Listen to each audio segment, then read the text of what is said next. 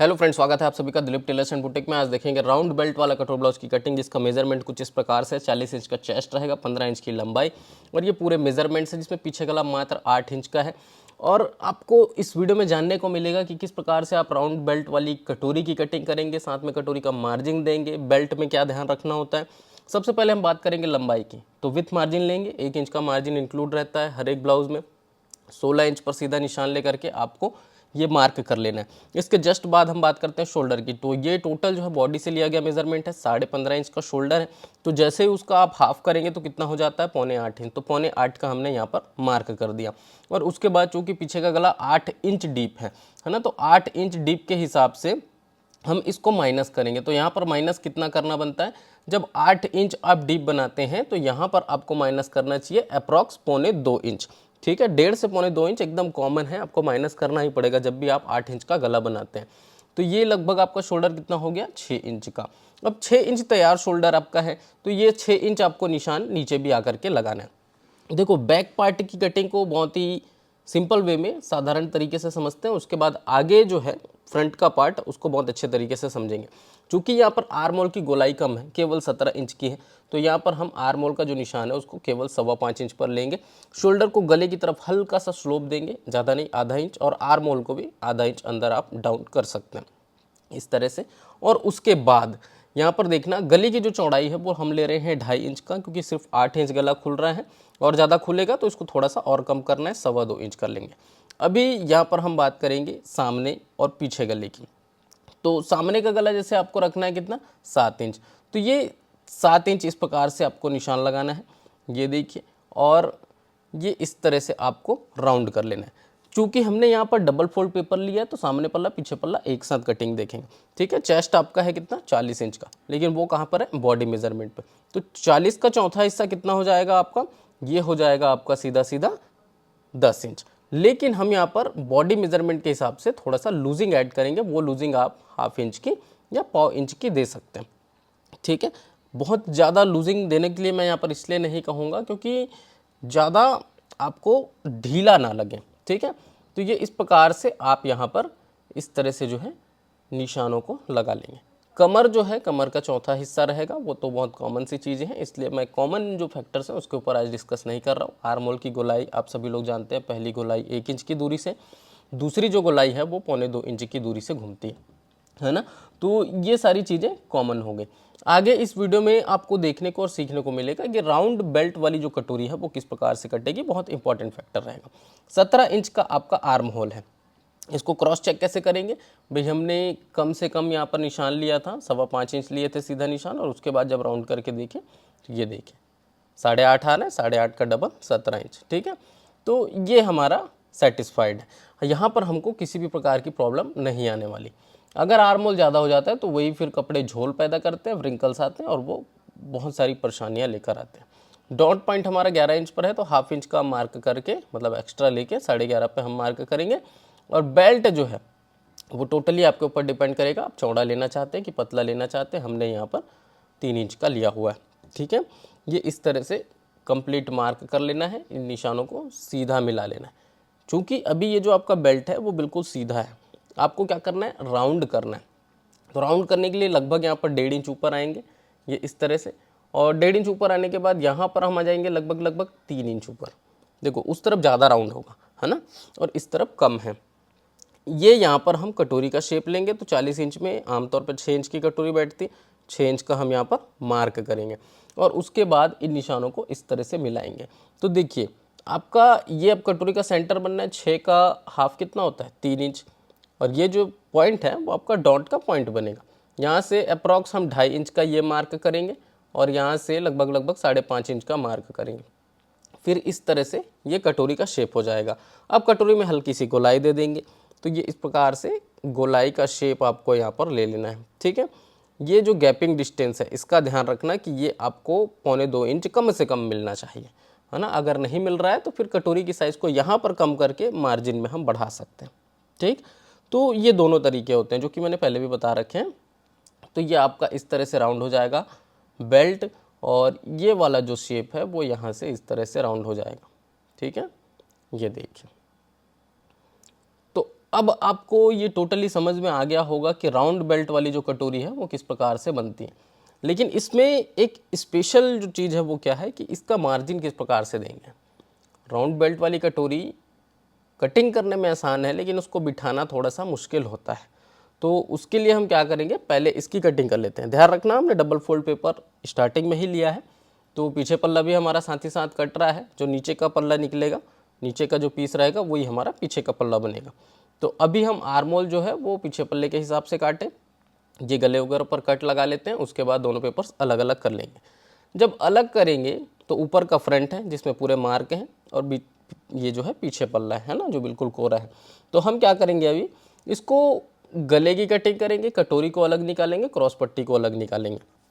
तो अभी देखना, ये जो बेल्ट है राउंड वाला वो पहले हम काट करके निकाल देंगे। तो ये कुछ इस टाइप से आएगा, है ना, ये इस टाइप का बेल्ट हो गया। देखिए अब यहाँ पर देखने में थोड़ा सा अटपटा सा दिखेगा, लेकिन लुक वाइज बहुत ही शानदार दिखता है ये ब्लाउज़ बनने के बाद।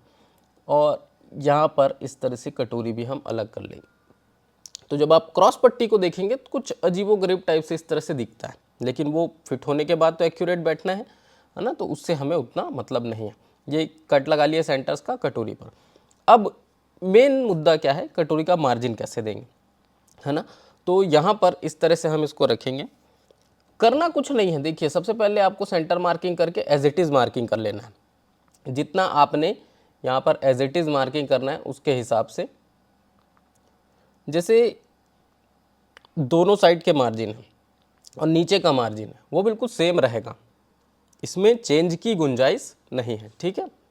ये इस तरह से 1.5 इंच, यहाँ पर 1.5 इंच, और सेंटर से हमने नीचे लिया लगभग 3 इंच। इस तरह से लेने के बाद गले के दोनों नोक पर 1/2 इंच का मार्जिन, स्केल से जहाँ तक मिला सकते हैं स्केल से मिलाना है, और ये वाला शेप तो आपको हाथ से ही मिलाना है, ठीक है। गले पर केवल 1/2 इंच का मार्जिन जो लिया गया है वो सिलाई का मार्जिन है, और जो नीचे मार्जिन लिया गया है वो कंप्लीट डॉट का मार्जिन है, ठीक है। तो इस प्रकार से आपको काट के निकाल देना है इसको, और ये आपकी जो कटोरी है वो तैयार आ जाएगी। कटोरी का जो शेप है वो नॉर्मल कटोरी से थोड़ा सा डिफरेंट आएगा।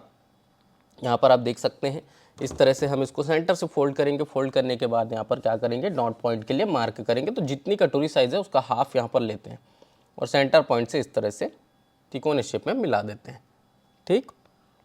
तो ये इस प्रकार से जो है हम इसको मिला लेंगे। अब इसके बाद यहाँ पर ये वाली जो कटोरी है ये पुरानी कटोरी है और ये नई कटोरी है। देखिए इस तरह से आपको रख के देखना है, और जो पोर्शन आपको एक्स्ट्रा दिख रहा है इसको आपको निकालना पड़ेगा, नहीं तो फिर ये राउंड बेल्ट में दिक्कत करेगा, है ना। तो ये इस तरह से आपको हल्का सा छांट करके निकालना है, ये बहुत इंपॉर्टेंट है, इसको ध्यान रखना, ठीक। ये चीज़ आप सिलाई के वक्त भी कर सकते हैं, लेकिन कटिंग में ही कर लें तो ज़्यादा बेटर है, क्योंकि आजकल लोग ना सिलाई के वक्त ज़्यादा कुछ करना नहीं चाहते हैं, ये सबसे बड़ी समस्या है। बाकी सिलाई के वक्त बहुत सारी चीज़ें ऐसी करनी पड़ती है, छोटी छोटी चीज़ें जो बहुत इंपॉर्टेंट होती हैं। यहाँ पर देखो पीछे पल्ले का ये डॉट इस प्रकार से आपको मार्क कर लेना है। 4 इंच लगभग ऊंचा डॉट यहाँ पर रखेंगे, 4.5 इंच की हमने दूरी रखी क्योंकि 40 इंच का चेस्ट है और 8 इंच का पीछे का गला है, तो ये 8 इंच मार्क किए। सिंपल गले का शेप दे सकते हैं, चाहे तो डिज़ाइन दे सकते हैं, वो आपके ऊपर डिपेंड करेगा। ऊपर गले की चौड़ाई 2.5 इंच की है, ठीक है। तो ये इस प्रकार से यहाँ पर आपको राउंड शेप गले का दे देना है और इसको कटिंग करके निकाल लेना है, ठीक। अब पीछे पल्ला भी आपका रेडी है। सामने पल्ले में हमने कटोरी को साइड कर लिया, क्रॉस पट्टी कुछ करना नहीं है।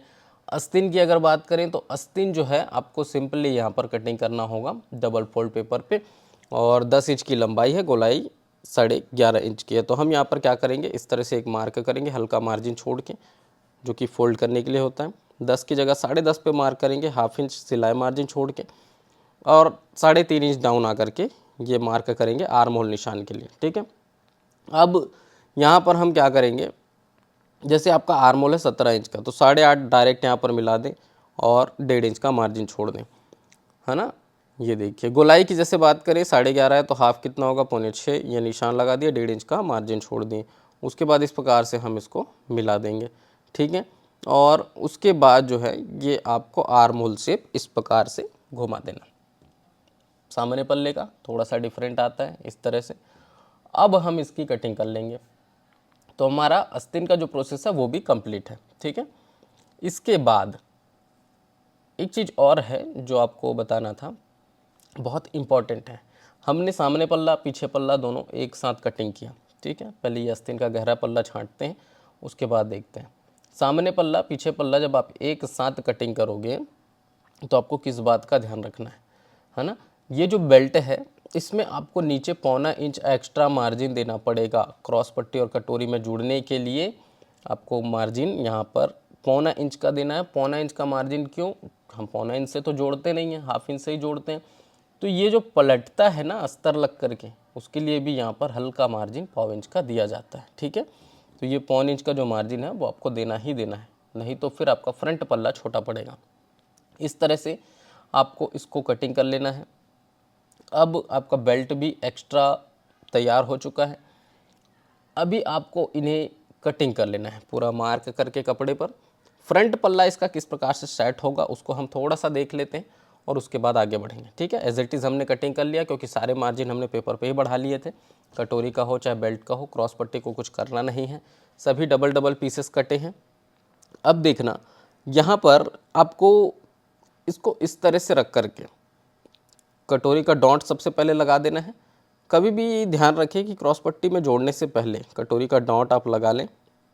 बहुत से लोगों की ये डाउट्स रहते हैं कि कटोरी हमको बड़ी दिख रही, बड़ी नहीं होती है, वो डॉट नहीं लगा होता इसलिए बड़ी दिख रही होती है। ठीक है, अब ये देखिए, ये आपकी कटोरी डॉट लगने के बाद वही नॉर्मल दिखेगी। ठीक, अब इसको फिट करना है क्रॉस पट्टी में।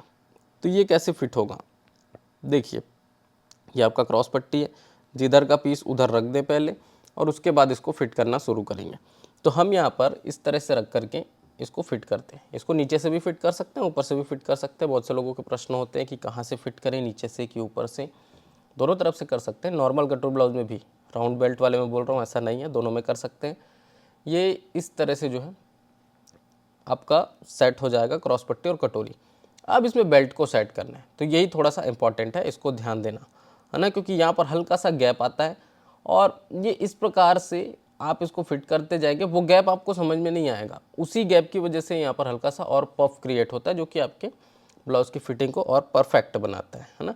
तो ये इस तरह से, ये देखिए, ये आपका एक साइड रेडी हो गया। ठीक, एज इट इज़ आपको दूसरा साइड भी तैयार करना है, तो सेम वैसे ही जोड़ेंगे। पहले कटोरी और क्रॉस पट्टी को जोड़ेंगे और उसके बाद जो है हम इसमें योक पट्टी मतलब कि बेल्ट को जोड़ेंगे। तो आज की इस वीडियो से मैंने बताने का प्रयास किया कि किस प्रकार से आप राउंड बेल्ट वाले ब्लाउज़ को बना सकते हैं। बाकी रही बात इसके पीछे पल्ले की या आस्तीन जोड़ने की या बाकी फिटिंग्स की, तो वो एज इट इज़ होगा जैसे आप किसी भी ब्लाउज़ में करते हैं, उसमें किसी भी प्रकार का कोई चेंज नहीं है। यहाँ पर बस इतना बताना था कि इसको फिट कैसे करना है, साथ ही साथ इसकी पूरी कटिंग और मार्जिन के जो प्रोसेस हैं वो कैसे होंगे। आई होप आप लोगों को इस वीडियो से काफ़ी कुछ सीखने को मिला होगा, क्योंकि इस वीडियो में हमने राउंड बेल्ट वाले कटोरी ब्लाउज के सारे डाउट्स को क्लियर किए। और अगर आपको इसको अपने मेज़रमेंट के अकॉर्डिंग बनाना है, तो जिस तरह से आप बाकी ब्लाउज़ों को बनाते हैं सेम वैसे ही बनेगा, जैसे बाकी नॉर्मल कटोरी ब्लाउज बनते हैं वैसे ही बनेगा। बेल्ट बस का इसमें थोड़ा सा आपको ध्यान रखना है। और हाँ, एक चीज़ और है कि बेल्ट के शेप को आप अपने हिसाब से भी इसमें राउंड रख सकते हैं। ज़रूरी नहीं है कि जितना हमने राउंड रखा है उतना आप भी रखेंगे। तो ये इस प्रकार से इसको बराबर रख के मिलाना होता है। ये सारी फिर फिटिंग के टिप्स में आ जाते हैं। तो आज के इस वीडियो में उतना ज़्यादा हम नहीं देखेंगे फिटिंग के बारे में, क्योंकि आज का जो टॉपिक था वो हमने क्लियर किया। और नेक्स्ट हो सकेगा तो सब्यसाची ब्लाउज़ राउंड बेल्ट वाला आएगा वी नेक पर, क्योंकि उसकी डिमांड बहुत ज़्यादा आ रही है। तो मिलते हैं नेक्स्ट वीडियो में, तब तक के लिए जय हिंद, वंदे मातरम।